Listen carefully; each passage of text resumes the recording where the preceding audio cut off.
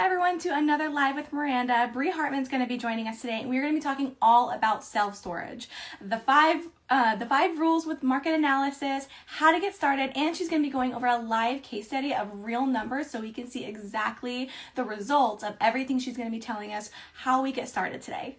She's going to be hopping on any minute. I actually originally met Bree because she lives near me, and we met at a local meetup, and she's amazing, and I actually stole some of her questions because she always has if you know Bree, you know she has the best questions. So I'm actually going to be hitting her with some of her most popular questions that I always hear her ask like everyone at these meetups, because she is just an incredible person and has just like, you'll see how her brain works. She is an incredible businesswoman, entrepreneur, and investor. She's always willing to share. She even has her own self-storage academy, so she's even willing to come on here and help people and share.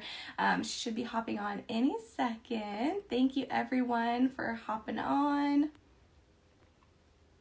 So if you are interested in investing in self-storage, this is definitely going to be the live for you. We're going to be talking about where a beginner needs to start from market analysis, how to determine if a market has saturation, and going into all of the details. Here she is. Okay.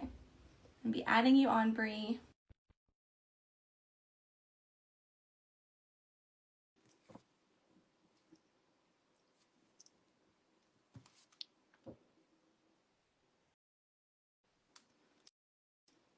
See.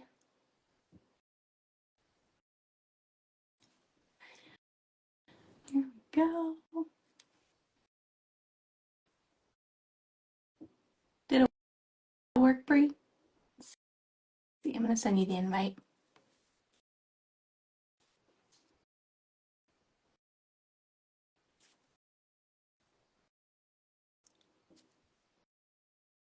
Did it send it?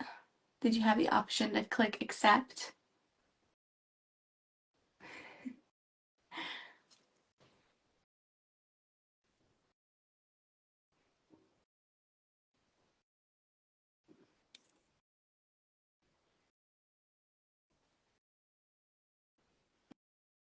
Sending another invite. There we are. Yay, there we go. Yeah. Hear me? Yes, welcome. I love your purple earrings, by the way. You got to be a little bit poppy right today. You always pop. You're amazing. I I always love your love, outfits. and like Miranda, it's so funny. So both of us, we both live in Sacramento, California. And so we found each other through the Instagram media and then went to an investor. And now we're here doing a live. So Yes. I literally should be in the same room as you right I now, which know. is I so know. cool. Crazy lives. But I'm so excited you were able to come on. Thank you so much for coming on. And did you want to start off with telling us a little bit about how you got started, what inspired you to get into self-storage, and why you feel like it's a lucrative niche? Yes. So you guys, I'm Bree Hartman, Sacramento, California. And I want to tell the story because I had one accidental rental in 2021 that kind of led me to think bigger about like how do I actually create cash flow and then a financial and time freedom. And so that one accidental rental was where you buy that property and you're like, yes, I want to cash flow like $300, $400, and you do all the work by yourself, like you're painting the walls, you're doing like the trim. And then from 2021, I found out that I was like, oh, wow, we've got service dog issues that ate all the biggest boards up, which was $7,000. And then we had some leaky toilets and just a few different things that just kind of took away the cash flow. And so that was my big thing was like, I was like, oh, I found this tool set that I wanted to utilize with real estate. And I was like, there's got to be something else out there. And so that kind of is what led me to kind of research what other asset classes. So I went into commercial real estate and I found self storage through a podcast, and I just devoured that podcast and then was like, I want to learn more. And so booked my like a ticket at like 2 a.m. to a self storage conference in Vegas, spent like $2,000 and had didn't know one lick about storage. And I was like, you know what? I'm going to sit through this conference. If I come back with something, great. If not, not a problem at all. So I came back, of course, after that conference, like lit up because there was no toilets, no employees, and then for storage, it's mostly less problems.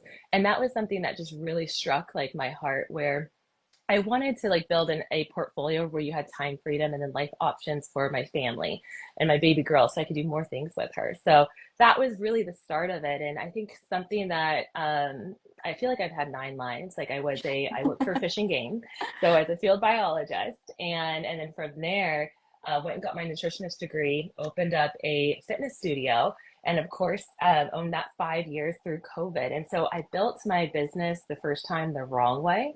And so by learning through that, it was a lot of, a lot of time for effort. And I woke up when I was pregnant, like 8 weeks pregnant. I was like, I can't do this forever, and I realized I had built my business the wrong way. And so that is when I kind of jumped fully after going to that conference into self-storage.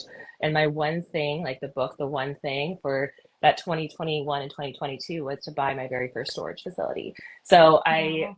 while I was training people, owning the gym through COVID and pregnant, I went to just webinars and taught myself storage and really put myself out there to find business partners. And we put in our offer. It was like 1 month before I was actually due.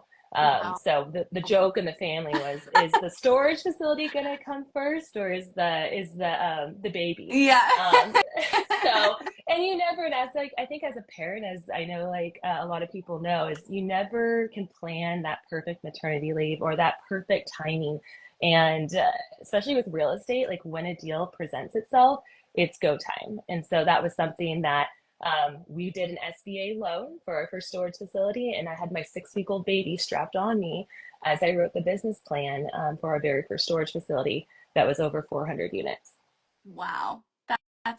First off, that's an incredible story. It's a You're little crazy, you're but so inspiring. You're a super mom, first of all. I You had I you had your try. storage baby and your first baby all at the same time. I know. And that's what I like. I think I want to like talk about for everyone here because everyone's like, how did you get started? And what's that next step? And what's that perfect avenue?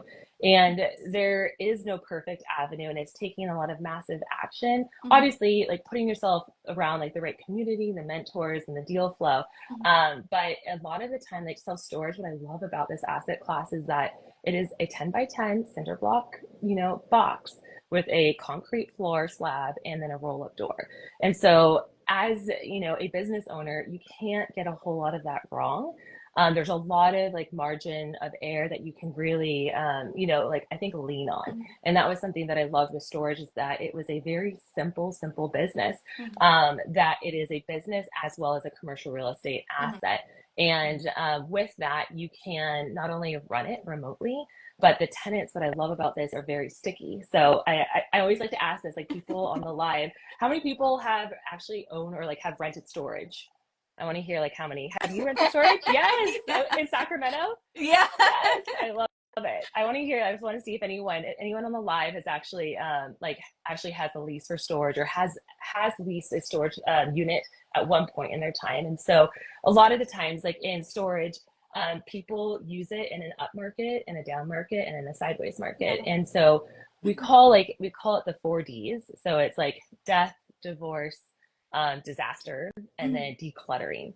And so there's a couple more, but those are the major things that like a lot of people come and want to use the product of self storage mhm, because say they are moving and they are downsizing because of the recession that we're in, and they wanted to go from a house to an apartment. So where are they going to put their things in yeah. storage for the meantime? Because Americans are very like we love our stuff. Yes. Like I buy things on Amazon like all the time, and so do a Yeah. lot of people. It's like Amazon boxes, and so what's great about storage is that people would rather, pay the 50 to $200 of a Mhm, unit, versus their mortgage. And so back in 2008, when the crash did happen, a lot of people put their stuff in storage and were actually paying the storage facility more than they were paying their mortgage. mhm, And so that is where a lot of like equity firms and banks said, wow, this asset class does really well. yeah. How can we be a part of it? How can we jump into this, game? Mhm, And that's how kind of like the big storage, revolution kind of came about. So another piece is we call it like the sticky clause where a lot of people like on their weekends like won't go like rent a U-Haul or borrow a truck, go to the storage facility just because they raised $10 and pack all their things up, move it out of the storage facility and go to one down the way, to pay $10 less. Like that doesn't always happen. And so a lot of times tenants are sticky.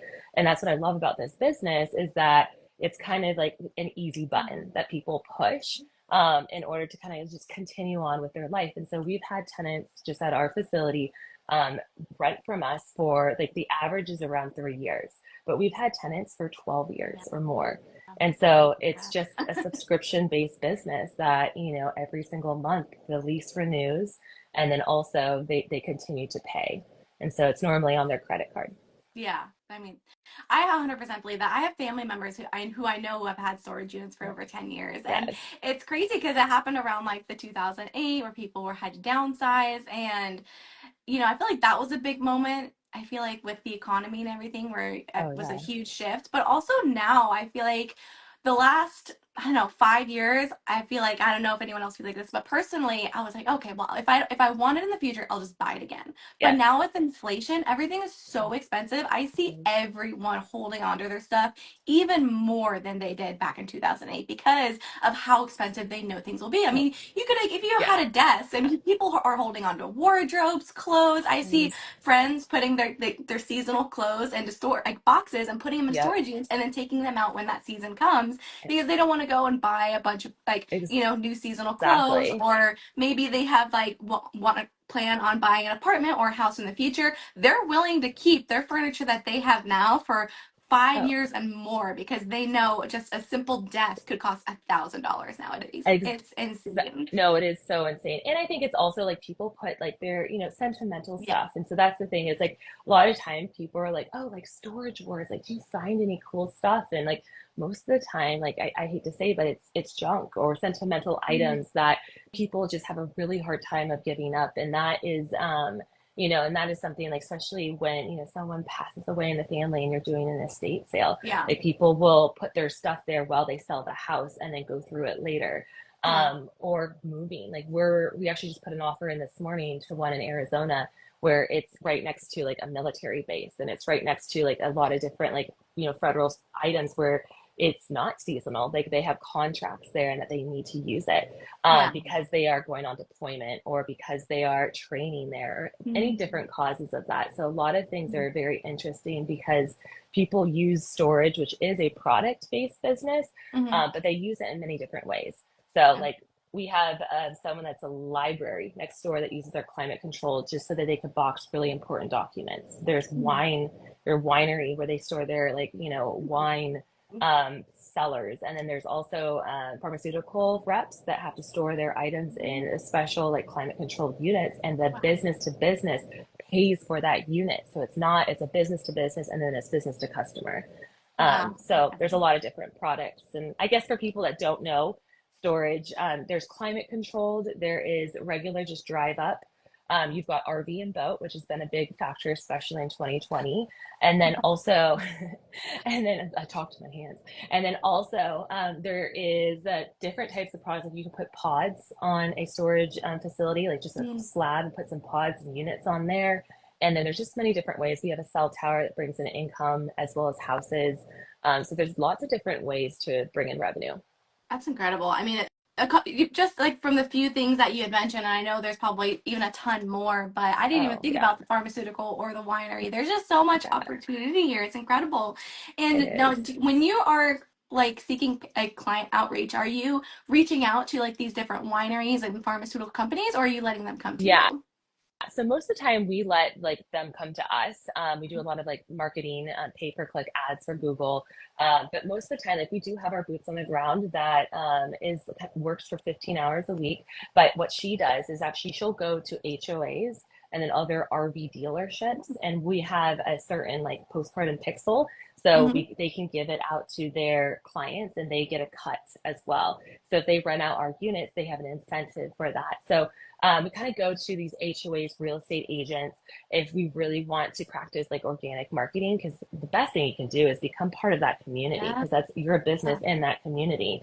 And then also you are doing the pay-per-click marketing ads. But that is something like I think just with storage, I think it's just bring it up and I think this is a great conversation is that a lot of people think like there's too much storage and this asset class is just trendy, Mm-hmm. and so these are some of the myths at least I hear about, Mm-hmm. through the DMs or even just conversations that I have with my storage school students. And, that's the thing is there are 65,000 storage facilities in the US, and Mm-hmm. about 85% of them are still mom and pop.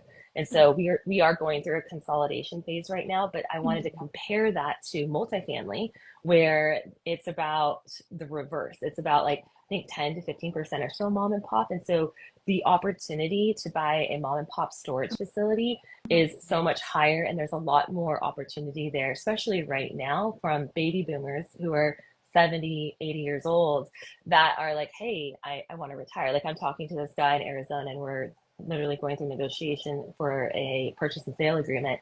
And he's like, hey, it's been in the family since 1993. I own it outright.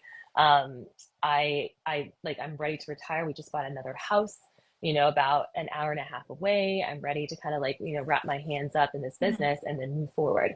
So this is a perfect opportunity for a beautiful seller financing offer that we presented to them in three parts, which is what I teach my self-storage school students is, how instead of just presenting them one offer, which is a bank offer, how can you present them three offers or four offers where you have it two that are creative financing and then maybe one that is a bank, and then Yeah. allow them to choose. And Mm-hmm. so just the idea of this, and he loves it, is that I'll just tell you the offer just because it's kind of fun. So it's a 40,000 square foot facility with 7 acres of commercial zones. So they have 200 spots for parking, which they are all utilized. Um, and the offer that we put in was $1.9 million for seller financing with a 20% down payment, which is around $380,000. And then we would have a 3% interest rate for amortized over 30 years with a 10-year balloon. And he loved it because he was like, oh my gosh, I get to be the bank. I get to make more interest. So at the end of these 10 years, he would make $2.4 million versus the 1.9. And so he looks at that side by side and is like, yeah, I'd rather all day long take 2.4 and not have to pay capital gains, Yeah. until the 10-year balloon. So Yeah, um, absolutely. that is something, yeah, that is just like really important that you'd consider. Wow. And I know Jen loves that deal. She's I in here. know. Yeah, she's, Jen. she's Oh, like, I love oh, it. I was seller like my financing. other creative financing like Yeah. professional. So good. Yeah. That's amazing. And so, okay, so if we take a step back a little Yes. bit, one, can you explain a little bit how you found this Oh, I deal, love how it it. kind of Yeah. fell into your lap, and tell us a little bit more about that part? Yeah, so if you don't know me, I'm a deal junkie. So I own another company that's Storage House Group.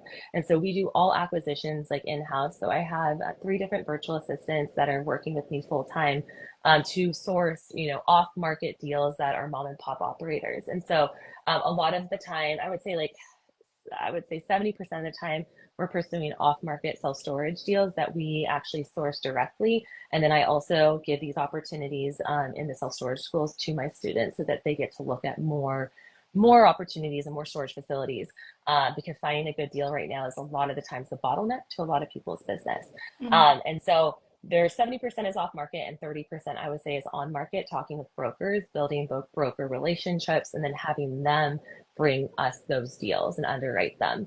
And then I would say I also get like maybe 10% from just relationships in the industry and then also Instagram. People send me, say, hey, I sold this facility down the way, want to Yeah. underwrite it together. But a lot of the time what we do, and I want to just like give you guys an example, like a quick win, is I have my students, we call it the top 100 list. And so I wish I could share my screen because what we do is I love doing like demos. But if you go into Google Maps, like just literally Google Maps, and you say self-storage facilities in Kansas City, Missouri. And what you're going to do is everything's going to pop up right there. And if you click the nearby button on that city, it will actually say like restaurants, gas stations. And if you put self-storage, it'll populate like I think within a 20-mile radius, all the self-storage facilities that are located on Google My Business. And then Mm-hmm. from there, you don't only want to go down the one page, there's actually like 8 pages of that. And so a lot of people stop at page one. And so I have my students create a list. I go through each one of those self-storage facilities and we look for facilities that have no website. So that's a key indicator that that's a mom and pop. And then number two, we look for ones that are less than around 4 stars. And Mhm. so that's another indicator that it is mom and pop as well. Um, Slightly maybe neglected, or they're having like a pest problem, or they're an absentee owner that owns it out of state. And then the last thing is, if you actually click on the website, because some of them will have websites, but they literally are from GoDaddy from 2008. It's shocking. It's shocking. I don't know how they got through COVID. They just have a very simple website that their uncle probably built for them, and they're not able to actually rent online. And so that Mhm. is another indicator that they are mom and pop. And so a lot of the time is I have my students build a top 100 list in Excel. And so they write down every storage facility. They write down the name of it, the facility phone number, and the address, and all those items, and then the stars. And then we go through and prioritize, taking out all the REITs. So if there's a public storage, we don't want to call them. Like, we don't want anything about them. Mhm. And then we prioritize the ones at the very top after you do the filter, which are the ones with no website, which are the ones that have 4 and less stars. Those are the top ones that I want my students to call and focus their time and effort on, because Mhm. most of the time on those ones, you're going to get the owner. Because normally, if it's a mom and pop owner, they don't have a manager, they're actually managing it themselves. And Mhm. so the facility that I'm negotiating in Arizona, the wife runs it, and they're like, we have the best rates in town, and we keep the cell phone on us, and everyone knows our number, and so it's a very community vibe. So you Mhm. have a very high chance that you, by going just to Google my business, you can find these business owners' contacts and give them a call, right away. Okay. So that's like one of my tips that I'd love to like share with you guys is, taking action, because I'm someone that's like, let's not just talk about it, let's like go out there and like, let's build a list. Let's go out there and get creative and talk to owners and like just open up that conversation. Yeah. Because I think the couple things that limit people is, I hear this all the time, is number one is, I don't have enough money to buy a storage facility. And then number two is, it's like, wow, there's a lot of storage. I think this is a fad. And then the third one is, I don't know what to do next. And so I wanted to like walk through those myths, is that, we have so many resources. Like Miranda, like you have so resourceful, asking questions, going on Instagram, connecting with people, asking, because a lot of time those experts want to help you. Yeah. And so the one that I really want to like dismiss is the one that like, I don't have enough money. And Mhm. so I just actually put in, three of my self storage school students put in 3 offers yesterday. So we were just working back to back with negotiations, which is exciting. Yay. But the one way they're like, hey, we have maybe $15,000, and so their whole thing is they want to get really good at finding self storage deals and opportunities, and they are also going to be the sweat equity. So they're going to be the ones that are going to be operating the facility in exchange for monetary. So they're looking for a partner that has the funds and has the money and wants to be silent and get Mhm. real true mailbox money and Yeah. appreciation. And so that is one way that you can come in with none of your own money, is to trade and like just getting 50% of a watermelon versus 100% of a grape in a partnership is exactly what I love to do, and that's how you make Yes. money and that's how you scale. So that's a 100%. great way to come in. And then another way, I'm just as an example, is so we bought a smaller facility that was like 30 minutes away from our main one that's 400 units. And that facility was all seller financing. And so that's 83 units, and we bought it for $500,000. And I always like joke about this, because this same facility, that $500,000, I just bought a house in Sacramento, California for $400,000, because of California Yeah. prices. And I was Yeah. like, why am I doing this, Bree? Like, I know self storage like produces a better return on your investment, more Mhm. cash flow. And so, just as an example, my house that I bought at 400,000, which is a great negotiation, is only cash flowing $350 a month, and my storage facility that I bought for 500,000 is cash flowing $3,900 a month. And so, like, all said and done. And so I wanted to give you guys as an example, is that 10 houses are somewhat, depending on like long term, all these, there's a lot of different variables, are very similar to like just going at it for one storage facility. And Mhm. so that facility, I wanted to break this down as like a case study. So we did seller financing. He owned it Mhm. outright, $500,000. We put down 10%, so $50,000 was our down payment. And like cash to close, I think it ended up being like 70,000 total. And That facility, we were able to negotiate at a 5% interest rate for a 7-year balloon at 30 years amortization. And so we pay the seller every single month $2,400, which is literally less than most people's mortgage. Oh Um, my gosh. and Wait, how so much? How much was like $2,400 a month is what we pay it? the seller It's cheaper than my mortgage. for 7 years. Yeah. And but what's beautiful about this is that not only does it cash flow, we run it remotely. And then the best thing on this is like our goal is we're going to sell it in spring of 2025 for 1.1 million at a 7 cap.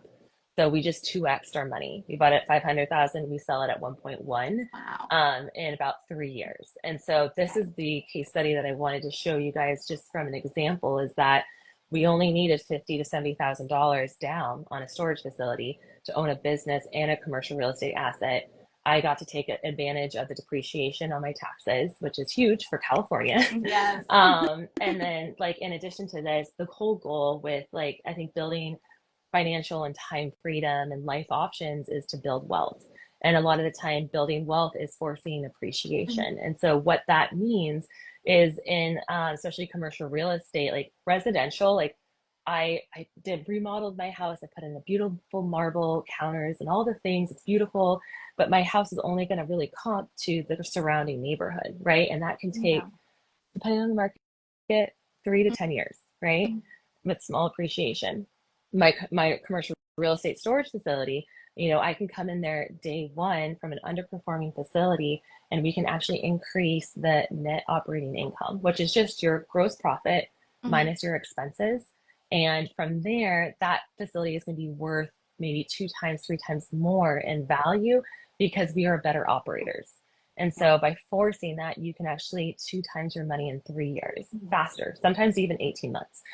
Most of the time, we joke because storage or commercial real estate flips are within 3 years versus we call flips in residential like 8 weeks to like 12 Mhm. weeks. So we always joke the time frame difference is a little bit different.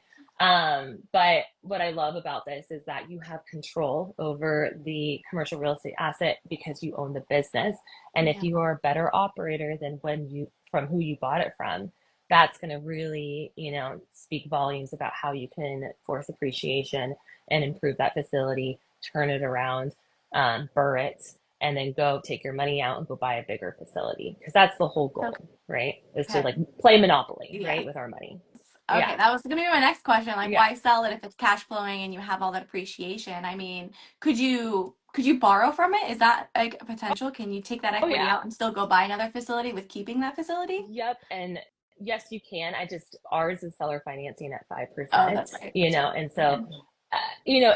will it work probably down the line, maybe at like 7 years? Absolutely. But if I wanted to, take that 83 unit facility and because you kind of outgrow it. Mhm. And so now you can take the cash flow that you made, that $500,000, and you're going to go buy a bigger facility that cash flows Mhm. 2 times more with a 1031, right? Yeah. So you can 1031 into something bigger and better. And Mhm. that's the whole goal is to like, how do you get started?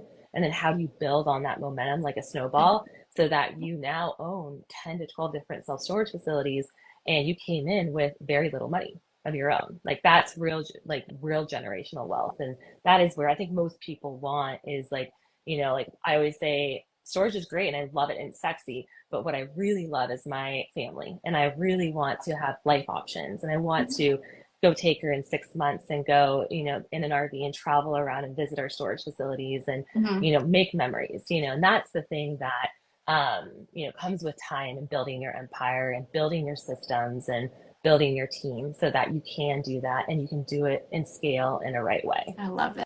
Yes, Yeah. I love it. Uh, So, okay, so we have the end result, this incredible seller finance deal that you're gonna be 10xing your appreciation, that you're cash flowing, that you were able to add value to, and seller financed. So, taking a few steps back, why did you pick this market? Can we get a little bit more into yes. detail? I love that we're kind of like Yeah. working No, backwards because no, now we I know love the it. end I result. I Now, I get really into it, and so I might have went too fast. So we'll no. take a step back. Let's take a step back. And so like I think this is a great question because like is it in a good market? Mhm. And so this is what I kind of talk about with my self-storage school students is we call it like the market rule of fives. And so we'll kind of go through like when I look at a market, because one of the big things like I get as a question is I see storage facilities every single corner.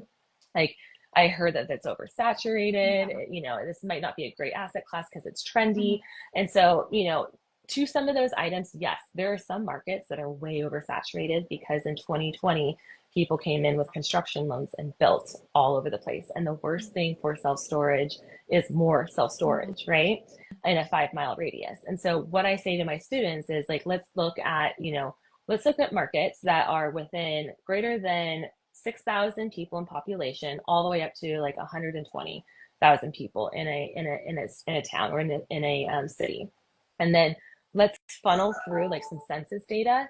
And you can actually get a CSV file on the census.gov, and I think it's World Population Revealed. And so I have my students download this and then find those cities that are within that filter. And then from there, we're going to kind of look at, okay, let's take out all the REITs. So public storage, cube smarts, like we don't want to buy big REITs facilities. Let's take those out. And now, is Kansas City, Missouri, I know it's a bigger city, is that actually growing? Is the population growing, like increasing? And so that's something that's really important, especially in storage, is that we love like even just 0.1% Oh. is perfectly fine as long as it's not declining. Because if it's declining, people are moving out of that city. The economy is kind of decreasing. Sometimes like they're not building homes. We want to see like people moving to these areas so Mhm. that they can bring in economic growth, which means that there's going to be stability and growth in the future, right? Mhm. Because we're looking to buy and hold that facility to 3 to 5 to 7 to 10 Mhm. years. And then, from there, we take a look at what I love to look at number four is, what is the median household income? So I love having a median household income of, greater than $50,000. And the only reason why I like that is because I have a colleague of mine who bought a facility in Mississippi, and the median household income was $24,000. And he said he had the hardest time with Mhm. collections because people didn't have enough money to pay. And then also just break-ins, Mhm. with those Mhm. kind of communities sometimes come more break-ins. And so that is more of a nuisance. And so, the goal is like having a facility, like our facility has never been broken into. Um, our median household income is $90,000. And so people can pay more and extra all the time.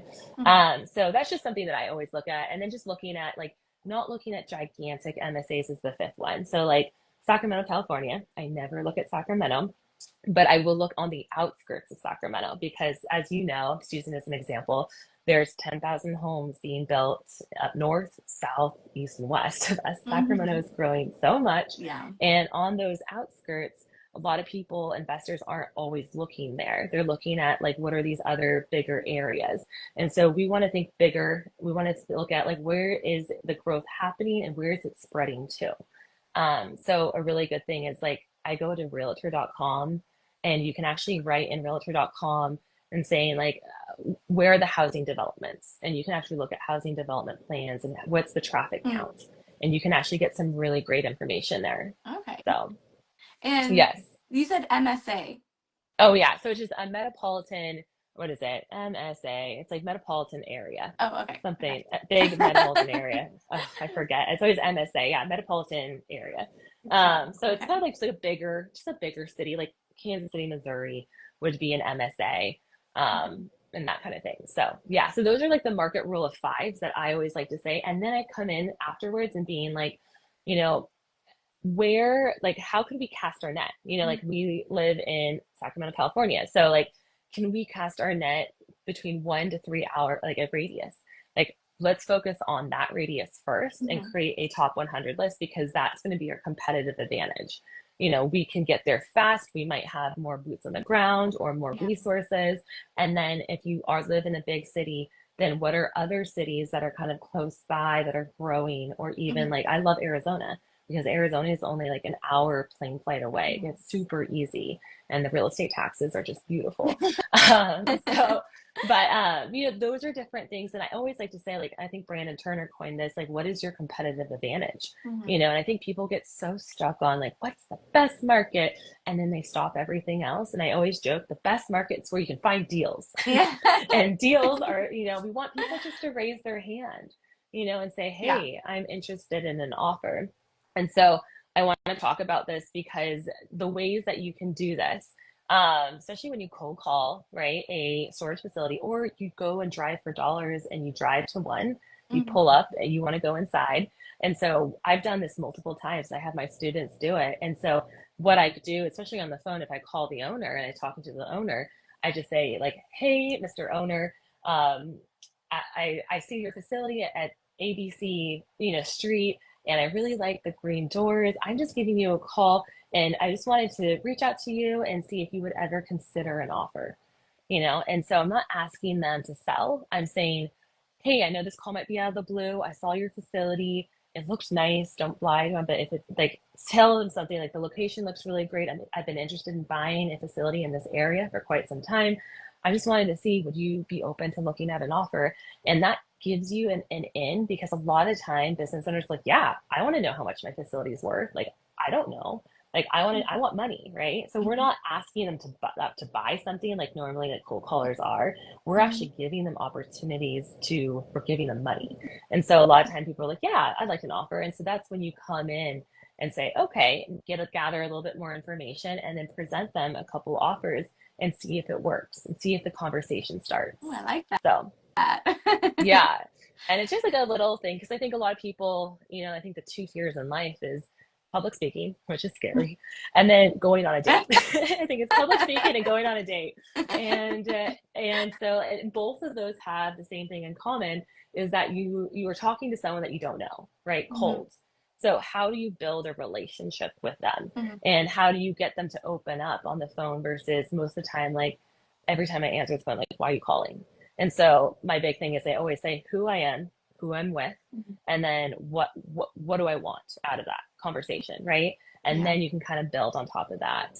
So building relationships are huge in storage because they want to know, like, and trust you. Mhm. And normally people who are in their 70s and their 80s that are going to be potentially sellers, right? They want to sell to someone that resembles them. Like, they might not always pick the highest number. Most of the time, a lot of people look at numbers, but sometimes, like, I had someone that I sent a mailer to that you kind of tug at their heartstrings. And I Mhm. sent a mailer to them, and I put a little Christmas photo of us at the very bottom and just say, hey, give me a text or give me a call. I might not answer the first time because I'm raising a 2.5-year old. But how it is raising a family. Yeah. And so just putting those personal connections so that they can relate. And this woman gave me a call.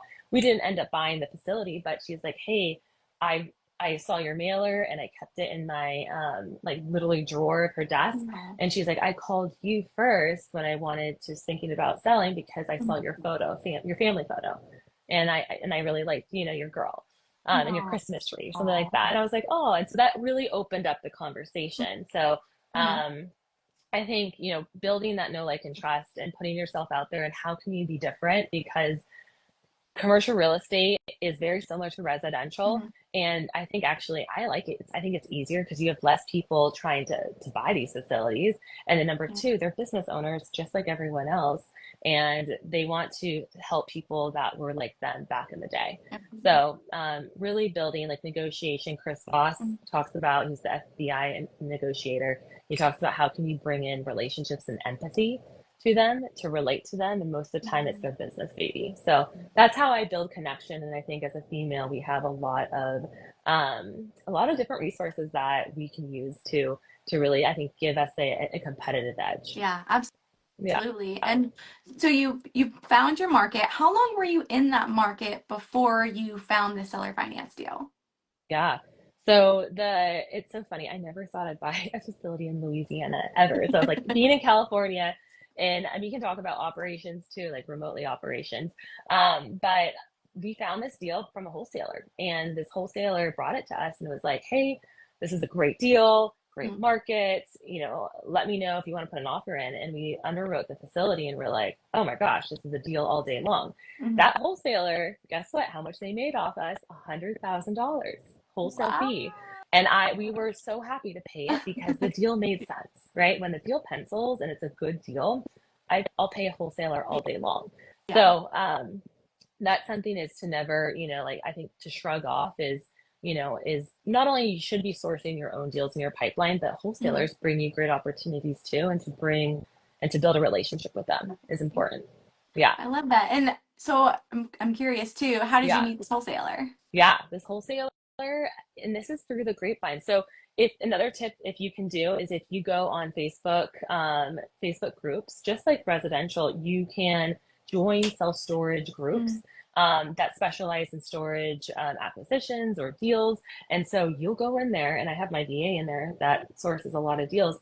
And if you join them and say, hey, there's a lot of people that say, hey, I have this facility for sale, I have this facility for sale, and they'll talk about it. And if you get the information, you can easily underwrite literally 10 deals a week. And so I have my self-storage school students, our first thing on the week is actually how do you build a self-storage buy box on like a Canva document, and how do you build that avatar? And I actually have them post it into these Facebook groups. And one of my students got 10 deals in less than 48 hours sent to him. And so this can be a really great start of your deal pipeline is by going out there, telling people, getting very crystal clear on like what you're going to buy today, not what you think you're going to buy, and then posting it on these Facebook groups, telling everyone and your mothers. I always say that on Instagram, on LinkedIn, your family and friends, because you just never know who's going to have a deal and who's going to send a deal to you.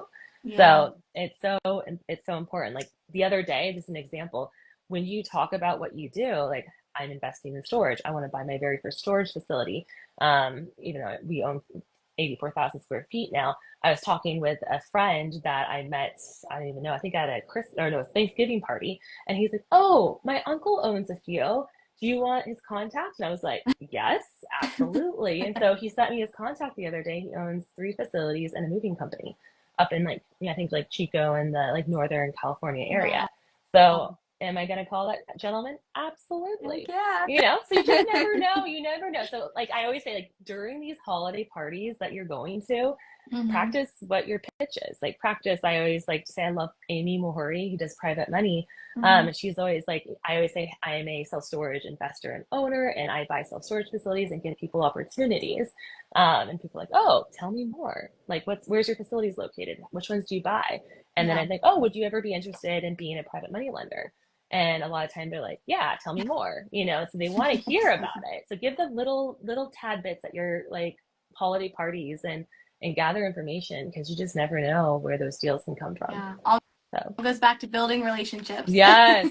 I was building relationship capital is this is one of my favorite quotes, is relationship capital is one of the most important capitals in your life and your business. And real estate, commercial real estate, whatever it is, it's all about long-term relationships with long-term people. And that's so important, is in real estate, just nurturing those relationships over and over again, because that can be not only your private money, your investors, it can be your partners, it can be people who bring you deals. And I feel like if you're a good person, it all goes around. So yeah, absolutely. Yeah. And you're so great at building relationships. I just gotta say, when I see you out here networking at local meetups and conferences and stuff, I just love hearing the questions you ask and everything. And I don't know, just watching you build relationships. You're such a great communicator. So if you guys need to learn or need to learn how to be a good communicator or build a relationship, she is the one to go to too. I love it. On top of self-storage. If you want this is one of my favorite tips. And I think I think it just comes naturally, but even if you are going to conferences, and I tell my storage school students, I call it the relationship rule of ones. And so we call it RR1. And so it's all about meeting people, having those questions, and then asking that. Not the first R is asking questions, and the second R is kind of what's value? What is value that you can offer them in return? And then how can you follow up with them after you've met them? And so that is important, like following up with them once after you meet, like once a week, once a month, however you want to think about it. But Yeah. that's the biggest thing is like instead of a lot of times people at conferences, like I hate the feeling of like, oh, I want to go talk to someone else.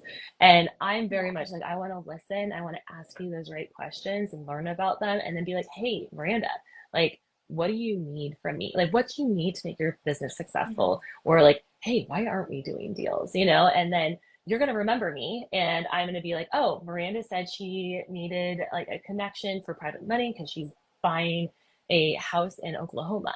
And so the next day, when I've texted you before, oh, hey, I have like a couple of real estate, I have a couple connections, Mhm. like happy connecting, you know? And so now we have a relationship, a beautiful relationship that we can now just nurture over and Mhm. over and over again. Yeah. So that's something that I always like practice what I preach. And I think it's important to not only give authentically, but to provide value to others versus just always receive. Yeah. Absolutely. I love that. Yeah. Just You're just sometimes. dropping all the gems But today. no, this is so much fun. I love talking about storage. You can tell that I I can. like it's a great asset class. And that's the thing is like, and I think we haven't talked really about like remote management and then how do you scale like responsibly? And Yeah. this is something that I think is really important because in my like, my futures, I want to buy or own like 10 to 15 self storage facilities. I want them to be like remotely managed. And so for me, it's like no toilets, no tenants, no trash, less problems. Simple systems that can be built over and over again that produces cash flow and generational wealth Mhm. that will lead me to life options, right? And that's my whole goal, I think, with like my self storage. Is I love storage, but I love my life options. And so, how I built my business, the fitness business, the wrong way. And so, what was really important to me is in this storage business to build this empire, I wanted to make sure that I had systems and that I could remotely manage. Yeah. And so the goal with this, there's like, we call it like a three-prong approach to operations. So number one is you can hire a third party management company, and that's something you can do with Airbnb. And there's a lot that are great, and there's ones that are not so great. And then the other approach is that you can definitely self manage with a boots on the ground that only works as like a 1099 contractor for 15 hours a week. Mm. And so what's amazing with storage is that everything is automated. So even though we have an office at one of our buildings that we had a full-time manager when we bought it, the boots on the ground works 15 hours a week. And so a tenant will pull up Google Maps, find the facility, click on the website, actually look at the units that they want to purchase. They'll purchase it. And so immediately after they purchase it, like $100, it'll send them a lease that they need to sign, like an automatic, easy signing on their cell phone. And then after they sign a lease, they can take a picture of their driver's license that will be uploaded. And as soon as the driver's license is in, it'll automatically send them a gate code and then also a lock code. So we have smart locks. And they're called Da Vinci locks. They're not like the $300 a door. These are like the $12 for a lock. And so what they do is they'll enter the facility, put their gate code in, go to their unit, put the code in, open up that lock, and then they can put their own lock on and drop our smart lock off in the box. If they do not drop the smart lock, they get charged $50. And so Mm. this person didn't need to contact one person, didn't need to talk to one person, did it all themselves.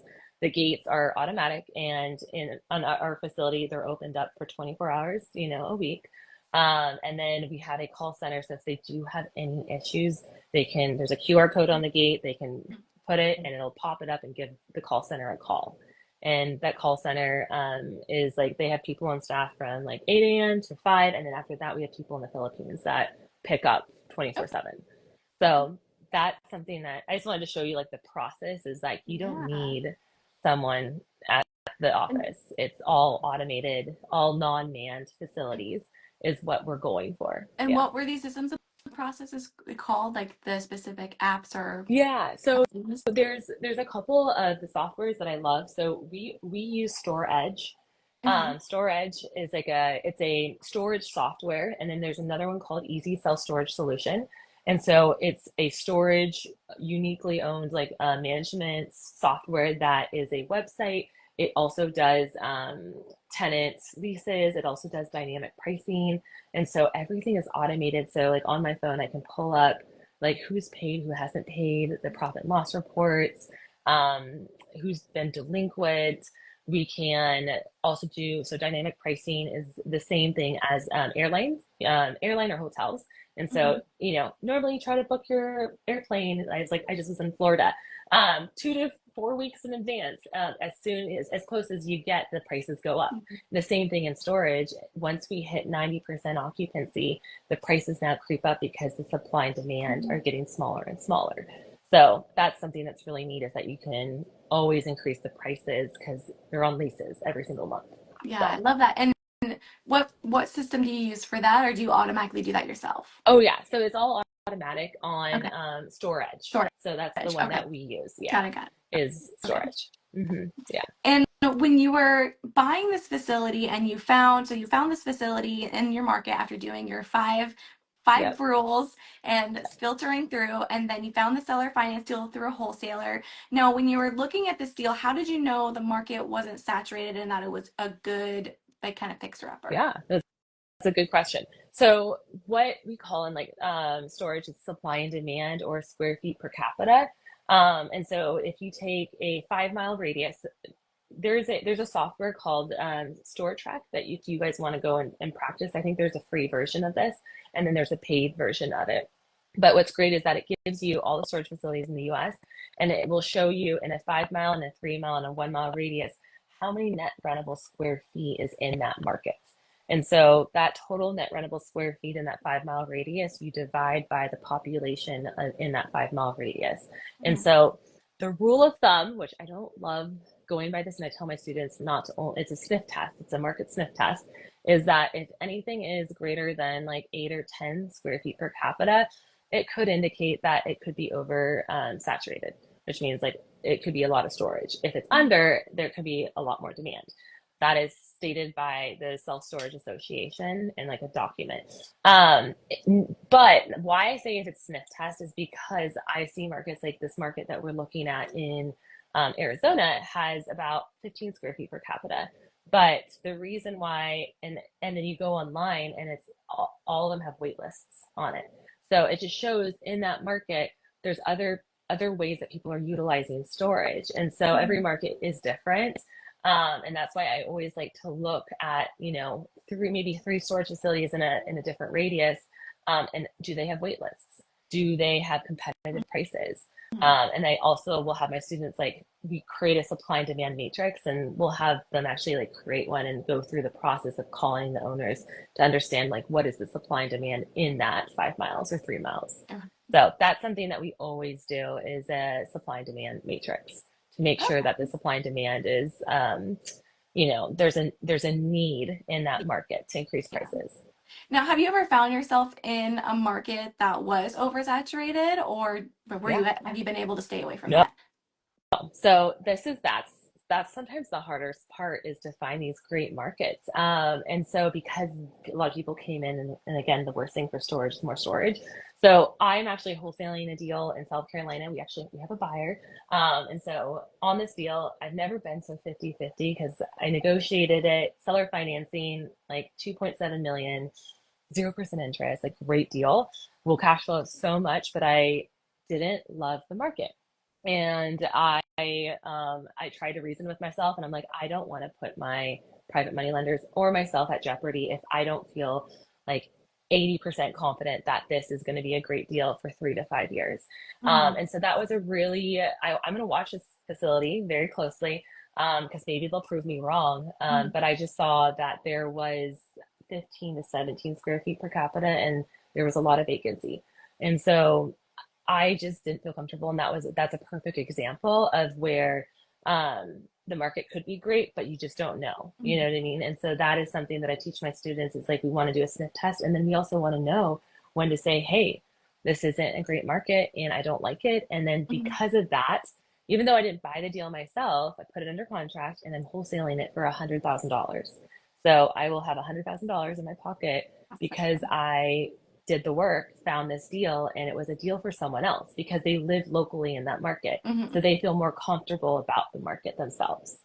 Yeah, So they'll be that's closing on incredible. it, and they're going to make a ton of money. I'm going to watch it very closely, and I pray that I don't regret it. But sometimes going for the wholesale fee is just as important. Getting that $100,000 in your pocket, for not having to put out risk because we wanted to look at risk too. So, Wow, that's incredible. Now, and I know you say you automate your facilities completely where you don't really yes. have to interact with people. Is there anything else that you do to make your facilities stand out compared to like your Yeah. competitors? So definitely stand out is important. So I would say like people don't recognize a lot of brands except for Public Storage or Keep Smart. Mm-hmm. Most of the time, our facility stands out because we have good customer service. And that is like our KPIs for our management is that they pick up within 5 minutes, or if they leave a message, they are giving people a call back right away. Because the thing is, you will lose leads if you don't pick up the phone and if you don't call them back right Yeah. away, and then also follow up with them. So this is something that we put, and we every month we look at, the call center, how they're doing, how they're performing, the leads in, the leads out that we lose.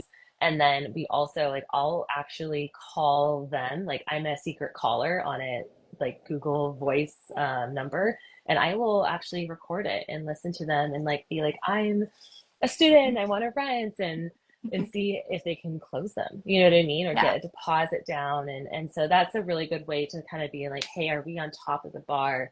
Because most of the time, like mom and pop owners, they'll pick up like the guy that has his cell phone in his pocket that brings it everywhere.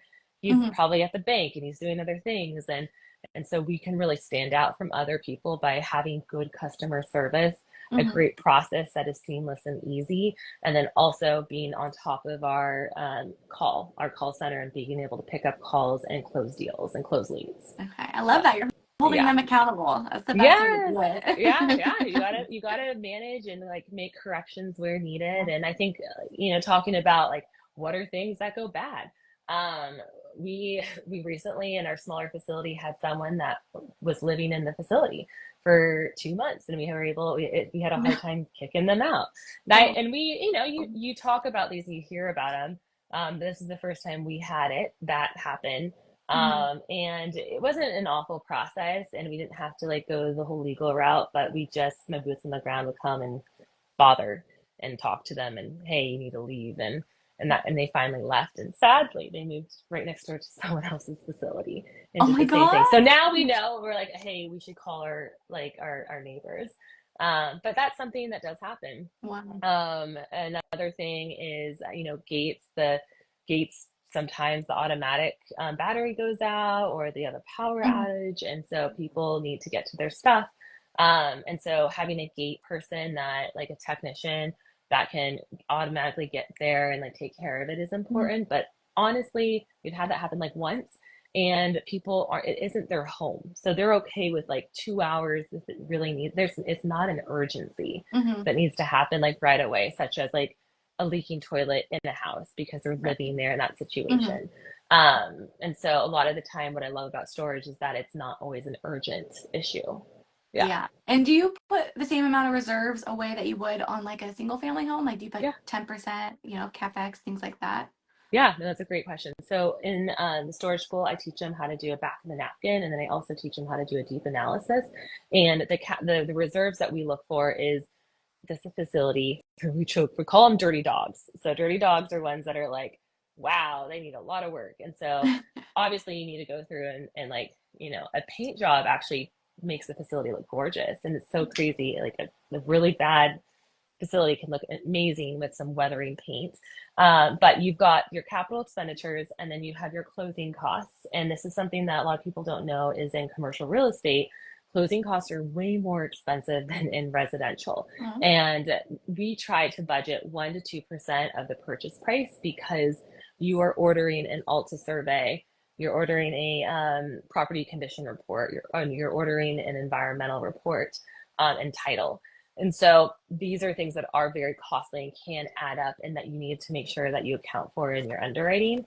Mhm. Um, in addition to, I love putting away like at least $25,000 as like, depending on the size of just operating capital, just for hey, 6 months of your mortgage, so that that you've got like a rainy day fund in case you need to weather the Yeah. storm. And so I talked to a lot about this, especially with the business owners, and that was something that we didn't do in our first facility, and now we like to have as like an extra cushion for just in case. So Okay. I love that. yeah. And So you would recommend, so someone who's looking to start out in self-storage, they would need at least Yep. 25,000, 50,000 to Yep. start I out? I Okay. would say like 25 to 50,000 Okay. is like that nice like sweet spot. Mm-hmm. But if you are coming in, like a lot of people in the self-storage school, they're like, hey, I want to get really good. I'm finding the deal. I'm going to operate the deal. And therefore I'm going to be like the sweat equity where you don't have to put any of your own funds in. Mm-hmm. And so there's lots of different ways that you can do it. But I always say people who want to get into this commercial real estate, it is important to have, either family or friends having that money is Mm-hmm. important, or you can negotiate and get really good at a skill set. And that's something that I teach, my storage school students is like, how do you get really good at finding deals Yeah. and being very knowledgeable about that so that you can have the upper hand in negotiation and bring the deal into a money partner. Mm-hmm. Like I made a call today to my friend who's in Utah, and he's like, Bree, I got, he's like, I want to buy a Lamborghini. And I was like, no, no, no, don't do that. Like, for depreciation. And I was like, let me call you when I have a storage facility. Because he wants to use that depreciation high net individual, on his 2024 taxes. Mm-hmm. So I called him today and I was like, did you buy the Lamborghini? He's like, no. I'm like, good. Okay. So like I had the storage deal. And so now he's coming in as a money partner, and I will be like operating it. And I found the deal, so I will have no money in at my in my realm for that facility. I love that. And like as Yeah. I recently learned too, you can also wholesale. Like if you Yes. just get started, become an Yeah. expert in finding deals, learn from you how to do it and everything. And then if you don't have that 25,000, you can still go out and still find a great deal and Oh, wholesale it. And yeah. now you have your 50,000. Exactly. Yeah. And that's like we had a teacher, and he wholesaled a facility for $70,000, and he's like, Bree, that $70,000 is more than I made in my teaching like career Wow. in like 9 months. And he's like, do I want to do it again? Absolutely. Did he want to buy the facility? And he tried to buy it in the beginning, but he's like, you know what? I think I'd rather pocket that cash. And he bought his wife a car, and he just felt he was like so excited. You know Yeah. what I mean? Like that was a really big, like $70,000 is a teacher's salary, and Yeah. so it can really change people's lives. Like you don't need a ton of facilities. It could be just one or two Hmm. that you get underneath your belt, like good facilities. And that can be the cash flow and appreciation that you nurture for a lifetime, Wow. So that's something that's so important. And do they happen all the time? Like, are you buying like facilities like houses? No, it happens, like maybe one or two a year. And sometimes Okay. I call, like, I'm a lion that's sitting on a rock, and I've been on the lion that's sitting on a rock for about 8 months. And I've said no and no and no to deals, of wholesale deals, but Mm. I'm waiting for that, like not perfect, but that one that I really want Yeah. to gather that's going to be really good for my portfolio. Hmm. And that's, as an investor, people talk about, I'm not into real estate just to buy and own storage facilities or to buy and own real estate and talk about Hmm. it. I'm more into being like, I want to buy 1 to 2 good deals a year. Hmm. And I want to make sure that they cash flow, and I give, my private money lenders the opportunity, and that they know, like, and trust me in the sense that they know that I'm going to be the best operator and stewardess of that money. Yeah. Right. And I think that's the really important piece versus I think we all are seeing people in syndications Hmm. that go out for the masses and like, I own 1,000 doors, which is great, Yeah. or units, or however you want to call it. But like, how much of that do you really own? Yeah. And then also, how well are you doing in that portfolio Hmm. is something that you have to really ask. And are you putting your money with good operators? Which is key, especially in a recession. So I know that's like things to talk about, but it's always, I love talking about it because there's things in real estate that there's risk. That's our job, is to, like, every day I look at a deal and I'm like, how can I de-risk myself? How, like, is this deal worth the squeeze? Yeah. And that's when I like pursue it. Like today, we put an offer in and it went above our threshold of it not being a deal anymore. And we had to be like, they're like, oh, are you going to want to put a counter? And we said no, so someone Yeah. countered $200,000 over the asking price. And it wasn't worth the squeeze at that point. And so good for Mhm. someone that pays more than what it's worth. But Mhm. that's an important piece, to be like patient and to be like, okay, that's not the deal, but we have many more to go. And that's why having a deal pipeline is so important. Yeah, just continuously bring deals in and also the follow But up, right? yeah, oh no, the follow-up game is huge. But don't you feel like I Exactly. love it? Like I'm a Yeah. lioness that like sits on a rock and I get to choose which is the best deals and and it's definitely like that's what's so fun about it. That there's a lot Mhm. of different levers to pull and it's a lifetime. It's not just like a get rich fast quick Yeah. scheme, which a lot of people are like in real estate, they get disappointed and they give up because 1 to 2 years in, they're like, I don't have 40 doors or I don't have like 2 or 3 facilities yet. Mhm. And it's like it's the long Yeah. game. That's the wealth game that we play is picking 1 to 2 good deals a year, doing those deals, having them cash flow, owning the most majority of that equity, and then doing it again and building that portfolio. Absolutely. Yeah. So it's normal for someone to be in a market for a year and still be looking for a deal. Like Oh how yeah. long do you Yeah. say someone stick to a market before going out and looking at other Yeah. markets? So, I mean, like this past year, I have not bought a deal in, gosh, yeah, I think it's 13 months. So it's been 13 months. I've wholesale deals. We've put in, trust me, million offers. But we have not, purchased that one yet. We have one under contract that we're like this Arizona one that's like very fruitful, but we've had to say no to a lot of deals because it wasn't Mhm. a worth the squeeze and it wasn't a risk that we wanted to take, but we would wholesale it to someone Mhm. else. So I would say it can take anywhere. And then I have my storage school students, like they've been at it for 4 months and they're getting offers, they're putting out offers and they're getting them accepted. So and I always like to say it's how much effort you're going to put out there and actually do the work because there's 4 metrics that I look at and it's like, okay, how many cold calls or how many calls are you making to brokers, a week? How many people are you following up with a week? Mhm. And then how many deals are you actually underwriting, like legitly underwriting? And then number 4 is how many offers are you putting out a week? And if you aren't doing offers, you're never going to get a deal under contract. And Right. so I always say, like, are you doing the right action steps in order to get a deal accepted? Yeah. And then, and it's like, I love coaching. It's like I feel like my God-given purpose.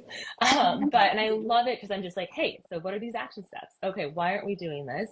How can we start? Like, what are those key pieces? And my students probably like have a love-hate relationship. So I'm like, hey, tell me about this. What are you doing? What are these KPIs? Yeah. Okay, send me your results after you go back there and you submit some offers. Mhm. And so the majority of your offers don't get accepted, but those 1 or 2 that do are the ones that will change your life. Yeah. Oh, So that's kind of amazing. And I crazy. mean, it really is a long-term game. You really have to be So committed yeah, to it to be able to, go 13 months and still have the positive energy. Because I feel like people get yeah, down a lot when it's like, okay, I haven't closed on anything, and they don't want to keep pushing through. But I know your yeah, students are lucky to have you as a great coach to keep pushing them yeah, through and know that it's exactly. normal to because you don't want to. And I love that you're not distracted by the amount of doors either. Like you're not No, willing to yeah, compromise your buy box because you want to no, say you own a certain amount of facilities. Like you want yeah. to brag more It's about the cash flow and the appreciation, not how many doors you have or how many exactly. facilities you have. Hands down. And that's where you just have to say like yes and no. And I go through like the 4 questions in like our storage school on like, what are the 4 things that keep you really aligned to getting that deal? Hmm. And then like how do you practice saying no as fast as possible? And that's in negotiation. Like how do you poke so many holes at a deal that it doesn't work? And so how to de-risk yourself. Sam Zell, who's like a multi-million billionaire in RV and storage, he was like, how do you put in like what is your best case scenario? You better love your best case scenario. What is your realistic scenario in the middle? And then what is your worst case scenario? Will you survive the risk in a worst case scenario? And if you still like that deal, you do that deal. Yeah. Right. And so I think people don't look at all 3 scenarios. And that's what I train my students to do is like we look at all 3 scenarios and then we're like, okay, from there you can be about like 50% confident and the whole goal in investing is to take like a bow and arrow and to get to about maybe 80%, 85 is really nice. And then you shoot that arrow trying to, that's the pro forma, the future Hmm. evaluation of it to hit that target. And no one will ever feel 100% confident on a deal. I've never felt 100% comfortable, like confident on a deal because it's a future indication, Hmm. but you can get to around 80 to 80% by poking holes and looking at the worst case scenario and having that margin of Yeah. stupidity in your underwriting. So Wow. and your analysis. I know this is more into the details, but No, I love it. I love the details. yeah, there's a lot of details, and then there's things that you're just like, okay, let's talk, let's get the numbers out there, let's just start talking and see like how motivated they are too. Yeah. Absolutely. And I love that you're poking like teaching people to poke holes too, because then also to be able to kind of face your own fear by setting those three Yes, expectations, best, real, and because worst case scenario. That so fear is but have you ever been like, I always talk to my students about this, like, so excited about a deal, like you're trying to make it work in every direction. And so yes. in an Excel sheet, you can model whatever numbers you want, right? It's just a model, it's a future model. And so I always say that like we never in commercial real estate are horny for deals. Like we never are so excited about a deal. It's like, how do I go from 0% confidence is it's a deal to 70, and now from 70 to 85, and now let's shoot the arrow, Hmm. right? And so it's so funny, people that come to me that are overly excited about a deal, I'm always like, wait, what's wrong with it? Tell me what's Yeah. wrong. Like, I want to know what's wrong. And if you can't tell me what's wrong, then I can like immediately know that you might be like, yeah, we haven't looked at all situations or all 3D Yeah. situations. Yeah. So that's something that's really important. And bankers, that's their whole job, is they are lending on you as the Hmm. operator, and they, if you don't talk to them in a business plan about, hey, this is my worst case scenario, my realistic and best, they will look at you and say, where are the holes?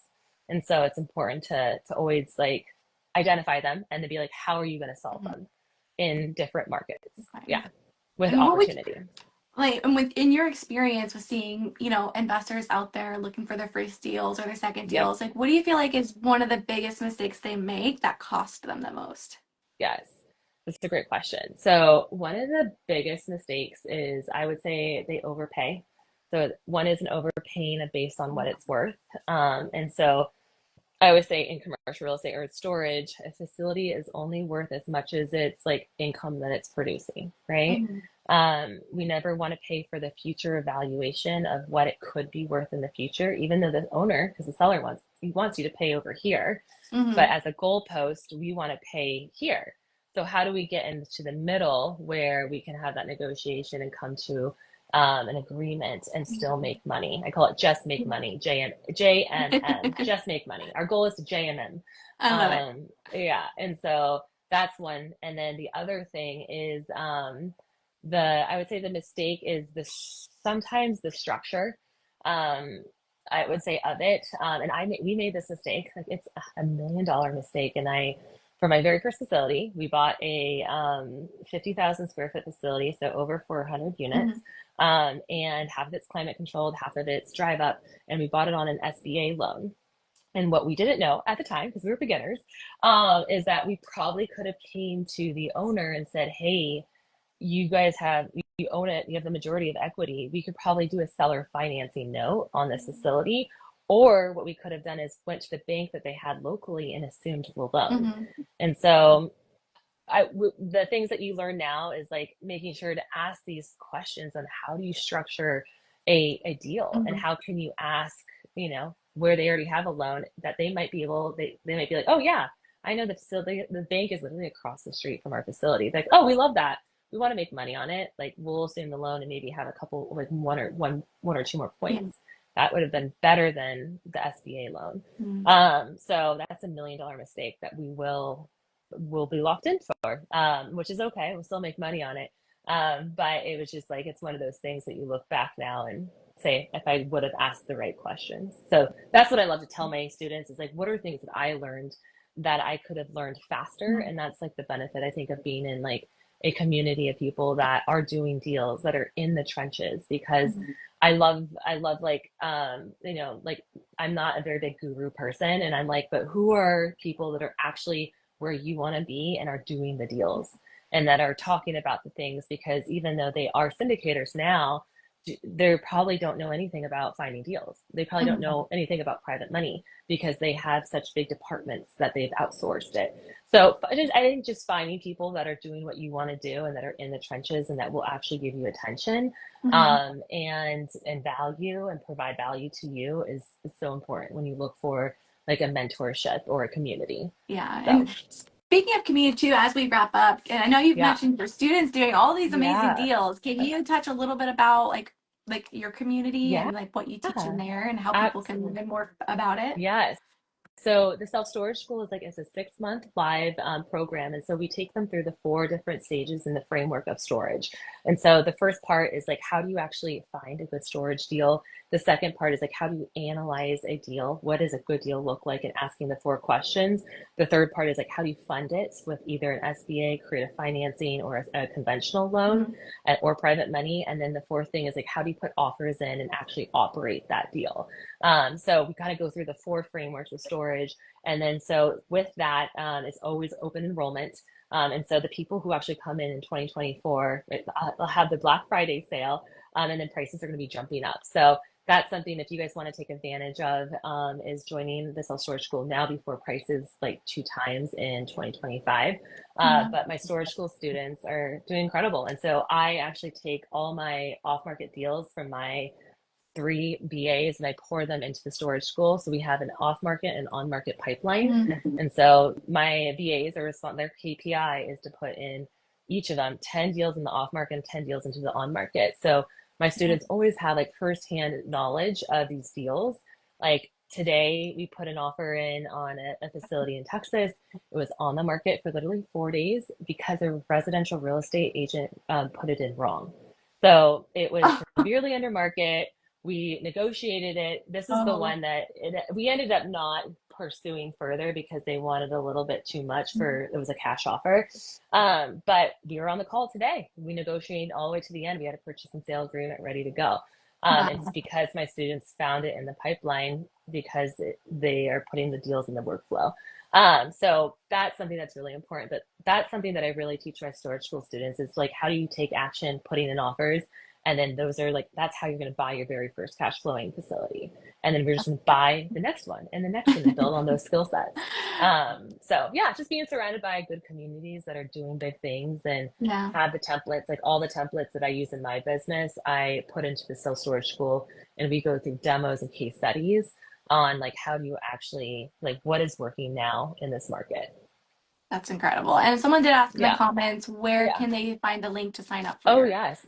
So community? if you go to www.selfstorageschool/bootcamp, that's the link that you can apply for it. And then also, if you text me the word just storage, and then put maybe Miranda's name on it to 916-579-7209, I will send you the link directly. That's my business cell phone.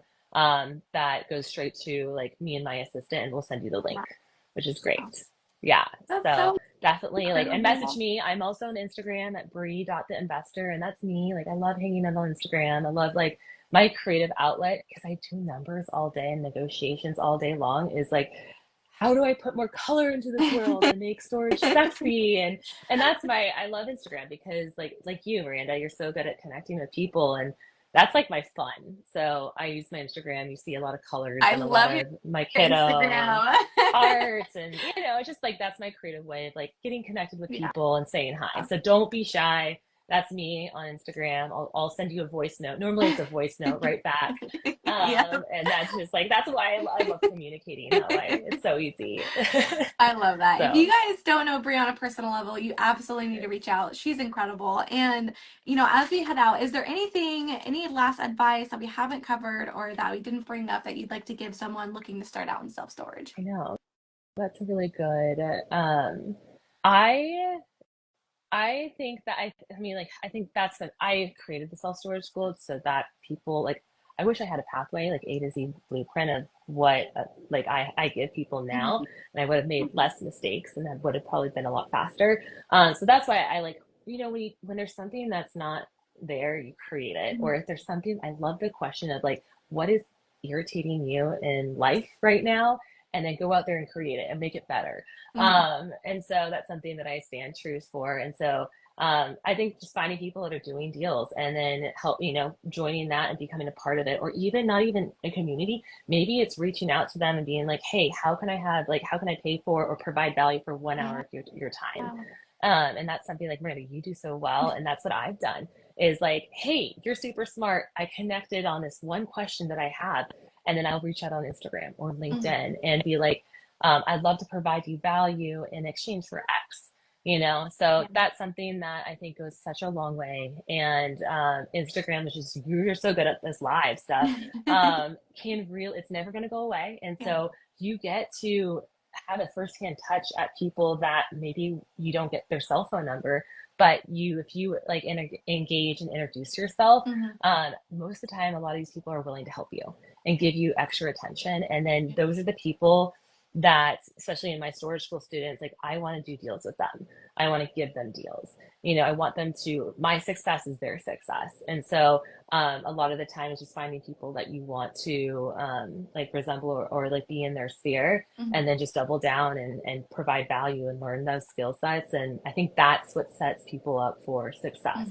Mhm. So this year, just as an example, sales and negotiation was my two skill sets that I really wanted to hone in on. Mhm. And so I joined two different groups for both of these. And that those skill sets are what my storage school students get to not only like benefit from, but that was something that I get to enhance Mhm. and like learn and lean into. And it's so fun to like challenge yourself in different Yeah. ways. And so negotiation is in every single thing we do in life. So I buy things on Facebook Marketplace just to practice I negotiation. love So I love that. it. Have you bought something on Facebook Marketplace recently? Um, And be no, obviously be safe about it. I know. I'm actually in the process of trying to buy a chair. And I Yes. always am just like, ah, okay, but it is good practice. I need to, I Yeah. should probably buy And more things on there, yeah, yeah, and but I just bought like a what's the shark, the vacuum, the cordless oh yeah, shark vacuum. yeah. But I practice negotiation on the DMs in there, and like, and I think it's something that in society we're just told to buy this, I don't know, water bottle for $50, and we just do it on Amazon. Yeah. But like everything in life is a negotiation, and same thing with like seller financing. Everything's a negotiation, and it's open up to what is the value that you will buy it or pay for it, and that's commercial real estate. That's what a house is. And so it's kind of a fun thing to think about, and then to be like, how can you use that in everyday life to accelerate your financial freedom, your family wealth, and then your family system, which is like how we live life. Yeah. So This yeah, is incredible. it's fun. Wow. You're just like, No, it's just you fun. I guys, like thank it's you good. so much. Yes, you're welcome. And yeah, if you guys, last thing, so if you guys send me a text message to 916-579-7209, say storage, I will send you my free buy box like template. Another thing that I will give you guys for free. Just give. Just dime. All you do is give. Oh no! Well, perfect timing as we wrap up. Yeah, no, it's perfect. But this was so fun. Thank you so much for like having me. And if you guys have any questions on storage, like let me know.